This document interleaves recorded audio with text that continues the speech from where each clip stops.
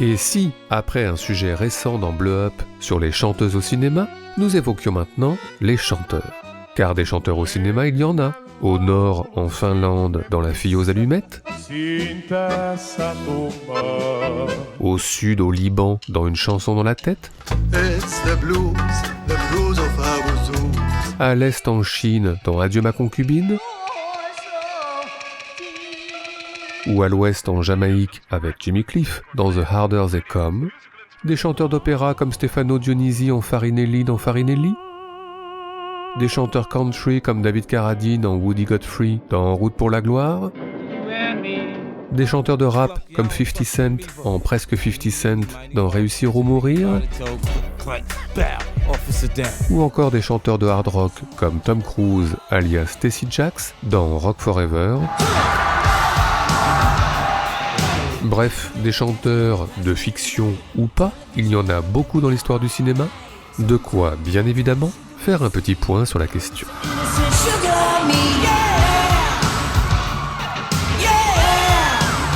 Alors commençons par les documentaires, très nombreux sur le sujet. Il y a de célèbres concerts filmés, comme celui éternel de Woodstock, capté par Michael Wadley en split screen.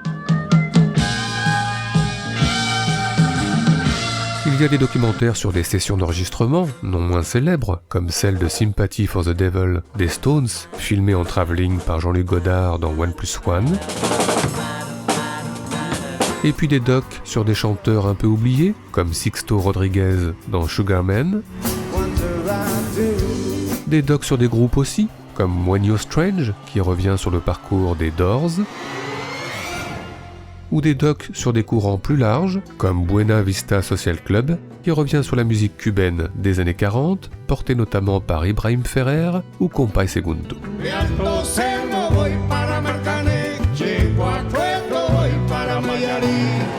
Mais encore, eh bien de nombreux chanteurs ont fait quelques apparitions furtives au cinéma pour interpréter leurs propres chansons, comme Serge Gainsbourg dans Le Pacha face à Jean Gabin, ou des caméos pour interpréter les chansons des autres, comme Seu Georges, se réappropriant David Bowie dans La vie aquatique. Sinon, certains chanteurs sont apparus au cinéma pour des rôles non plus chantés mais parlés, comme Nino Ferrer en Docteur Cryptique dans Le Litan de Jean-Pierre Mocky. Mon Dieu, qu'est-ce qu'ils ont voulu faire ? Ou pour des rôles un peu moins parlés, comme James Taylor dans le plutôt mutique Macadam à deux voix de Monty Hellman. Mais à part ça, eh bien les biopics sur des chanteurs qui sont légion au cinéma, que ces biopics se concentrent sur une période précise, comme dans Nowhere Boy, les premiers pas de John Lennon apprenant la musique à son rythme, ou dans Last Days, les derniers instants de Michael Pitt en ersatz d'un Kurt Cobain au bout du rouleau. Last Days, qui nous permet d'ailleurs d'évoquer tous ces films jouant d'une certaine confusion, tournant autour de la vie d'un chanteur, sans être pour autant des biopics officiels.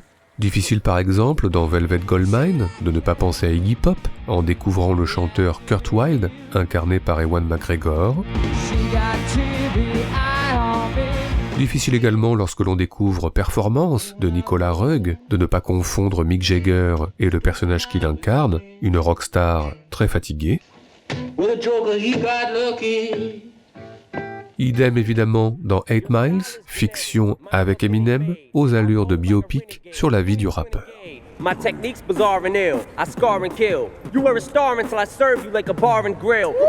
Mais encore, eh bien tous ces chanteurs de fiction, ou pas, en passent toujours par les mêmes étapes. La révélation tout d'abord, grâce à un vinyle de Bowie pour Sam Riley, alias Ian Curtis, dans Control, ou grâce à une archive de James Brown pour les Commitments dans The Commitments. Vient ensuite l'écriture de chansons, en solo pour Dudley Moore dans Elle, ou à deux pour Hugh Grant et Drew Barrymore dans le Comeback. Listen, I was thinking that corners was such a better word than spaces. For in the mind, the corners of my mind rather than the spaces, it just seems to have a better boundary to it, you know? Should I speak to you about this later? Okay. Et puis les auditions, silencieuses pour Lewin Davis dans Inside Lewin Davis, ou plus bruyante pour Michael J. Fox dans Retour vers le futur. Et puis viennent les premiers enregistrements pour Jean-Pierre Bacry et sa bande dans Mes meilleurs copains. Pour ceux qui se sont révoltés sur les pavés qui bouchent, tous ceux qui se sont réveillés à l'heure du soleil rouge. Ou pour Georges Clooney et sa bande aussi dans O Brother.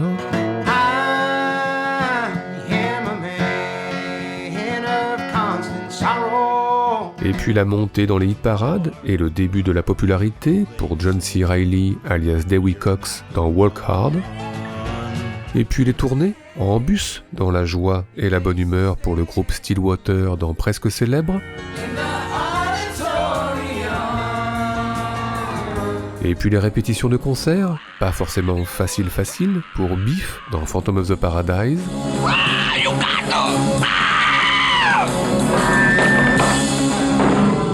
Enfin les concerts évidemment, qui ne se passent pas très bien par manque de monde, pour les Leningrad Cowboys d'Aki Kaurismäki, ou pour d'autres raisons, pour les Blues Brothers, ou pour le groupe punk The Green Room, qui s'apprête à passer un moment difficile.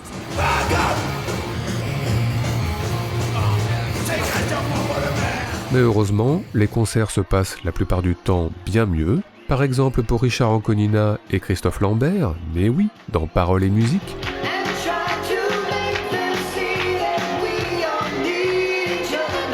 Ou pour Val Kilmer, alias Nick Rivers, dans Top Secret.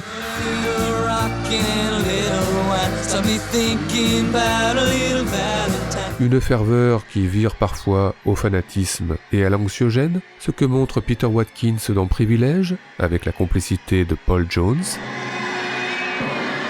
Ou ce que montre Alan Parker dans The Wall avec la complicité de Bob Geldof. Enfin, terminons ce tour d'horizon par une figure incontournable, le chanteur abandonné, lassé, fatigué. C'est en France Vincent McCain, chanteur parisien pas au mieux, s'exilant à Tonnerre, Bourgogne, dans Tonnerre. C'est en Irlande Sean Penn, chanteur à la ramasse, dans This Must Be the Place. Et puis le chanteur fatigué en Amérique, toujours très iconique, qu'il soit incarné par Robert Duvall dans Tender Mercies, qu'il soit incarné par Clint Eastwood à l'agonie dans Honky Tonk Man, ou qu'il soit encore incarné plus récemment par Jeff Bridges à bout de souffle dans Crazy Heart. Bref, si on ajoute Elvis, chanteur en prison dans le rock du bagne, and beautiful. Et Johnny Depp, chanteur en prison aussi dans Cry Baby. Si on ajoute Dave, chanteur perdu à la campagne dans Une chanson pour ma mère. Et Philippe Catherine, tout aussi perdu dans Je suis un no man's land. Et puis Tim Robbins, chanteur qui fait de la politique dans Bob Roberts. Et Warren Beatty, politique qui fait du rap dans Bulworth. Sans oublier Benabar, chanteur usurpateur dans Incognito. Et Joaquin Phoenix, chanteur usurpateur aussi dans I'm Still Here. Et puis Adam Sandler, chanteur de mariage has-been dans The Wedding Singer. Et Alain Chabat, chanteur de variété has-been aussi dans La personne aux deux personnes. Complètement flou en moi. On peut dire que les chanteurs sont au cinéma partout, surtout si l'on ajoute Alice Cooper dans Wayne's World et Didier Super dans Le Grand Soir, surtout si l'on n'oublie pas Michael Jackson dans Moonwalker et Prince dans Purple Rain,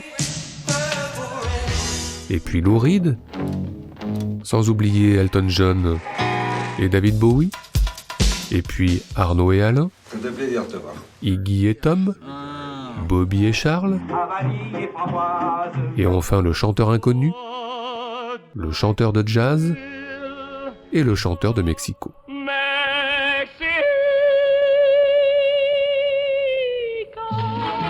Et tout ceci nous a plus que jamais donné des envies de classement.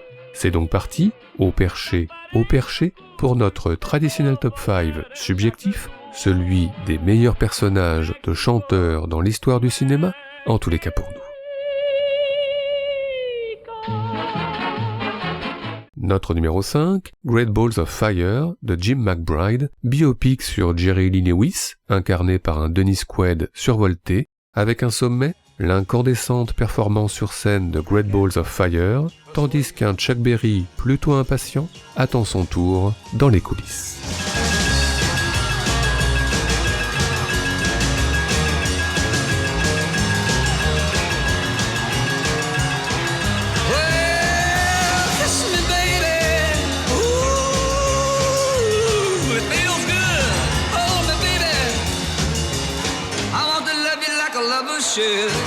You're fine, so kind. I got to tell this world that you're mine, mine, mine, mine. I chew my nails and I twiddle my thumb. I'm real nervous cause the show is fun. Come on, baby, drive me crazy. Goodness gracious, great balls of fire.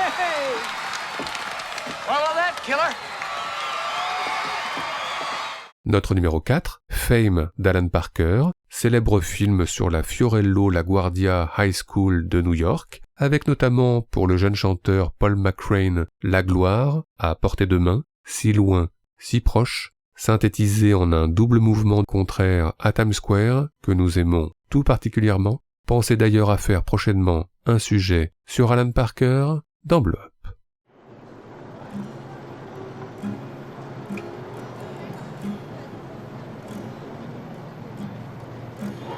Is it okay if I call you mine, just for a time?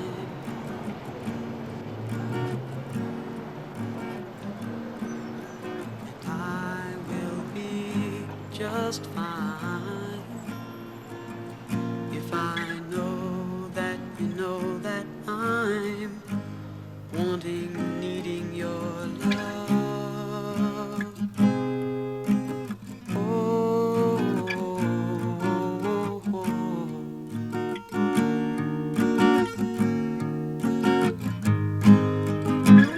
If I ask of you, is it alright if I ask you to hold me tight through a cold, dark night? 'Cause there may be a cloudy day in sight, and I need to let you know that I might be needing your love.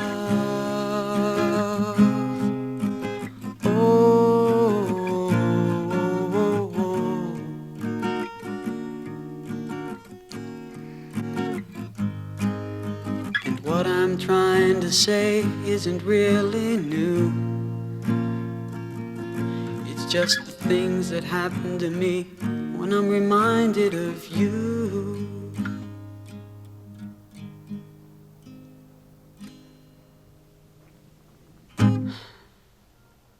Notre numéro 3, Subway, bah oui, pourquoi pas. Nous n'avons encore jamais cité Luc Besson dans nos top 5, mais comme ce n'est pas notre genre de renier nos passions adolescentes, allons-y, car il se trouve que la scène d'audition du chanteur Arthur Sims devant un groupe de musiciens peu réceptifs, en tous les cas au départ, fut effectivement l'une de nos passions adolescentes.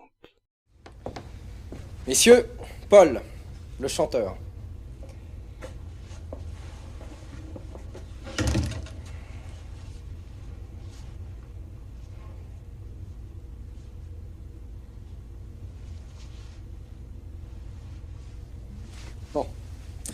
Alors voilà, ça c'est Jean-Claude à la guitare, Émile aux percussions, le batteur qui veut toujours pas dire son nom, Monsieur saxophone, et cette petite tête d'Enrico, compositeur et bassiste. Assieds-toi.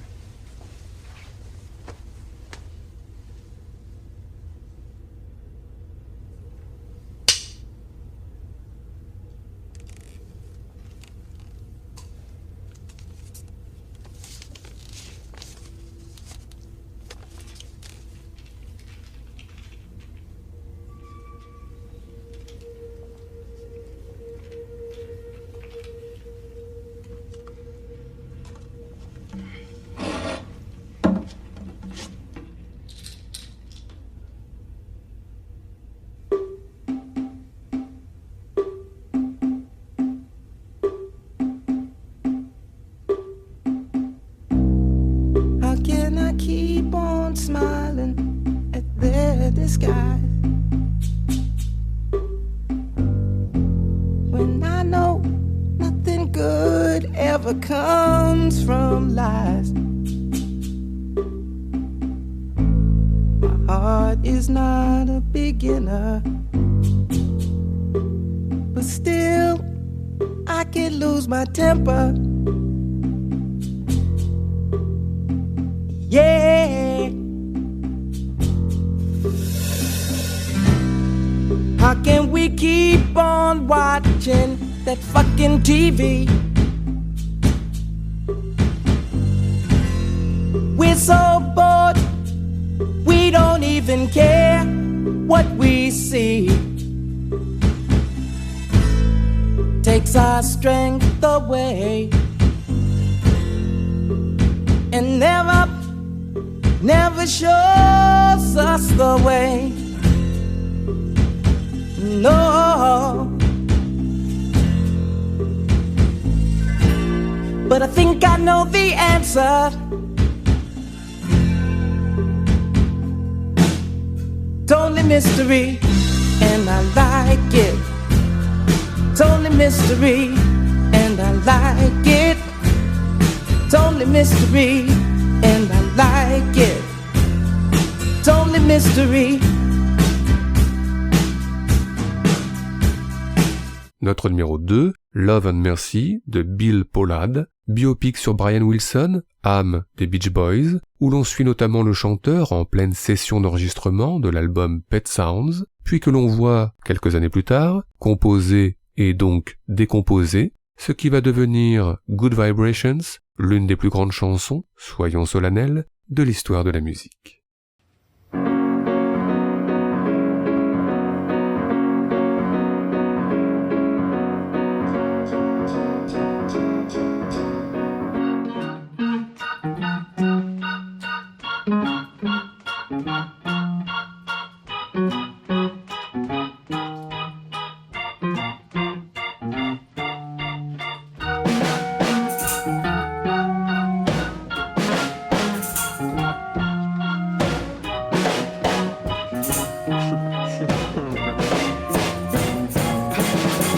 Close my eyes, she's somehow closer now. Softly smile, I know she must be kind. It's weird how she comes in so strong, and I wonder what she's picking up from me. I hope it's I'm picking up good vibrations. She's giving me the excitations. I'm picking up good vibrations. She's giving me the excitations. Good vibrations. Excitations. Good vibrations. Good, we got that part. Cut it. I want to move to Gold Star for the next part. Enfin, notre numéro 1 est pour nous une évidence, Quand j'étais chanteur de Xavier Giannoli, avec l'idylle indécise entre Gérard Depardieu, chanteur de baloche, et Cécile de France, agent immobilier, avec en point d'orgue, attention, méga spoiler, un dernier rendez-vous dans un café perdu au bout de la nuit, rythmé par la chanson de Christophe, Les Paradis Perdus, Christophe, Cécile et Gérard, nos amours, pour l'éternité.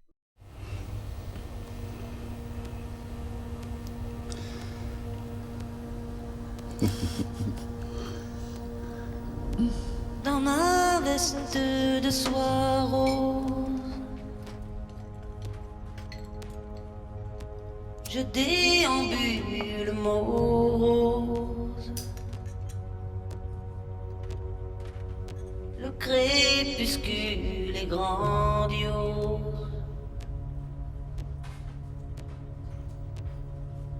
Mais peut-être un beau jour voudras-tu retrouver avec moi les paradis perdus.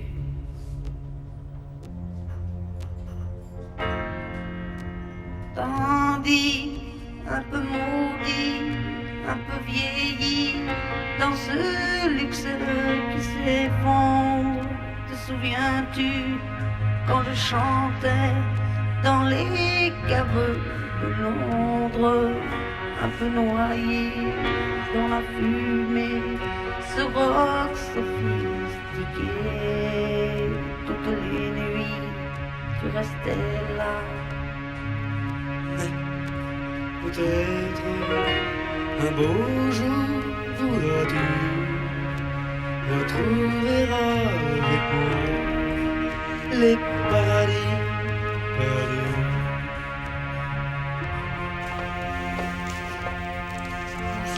Grandi, un peu maudit, un peu vieilli, les musiciens sont ridés sur ce clavier. J'essaie de me rappeler encore une fois les accords de ce rock sophistiqué qui étonnait même les Anglais.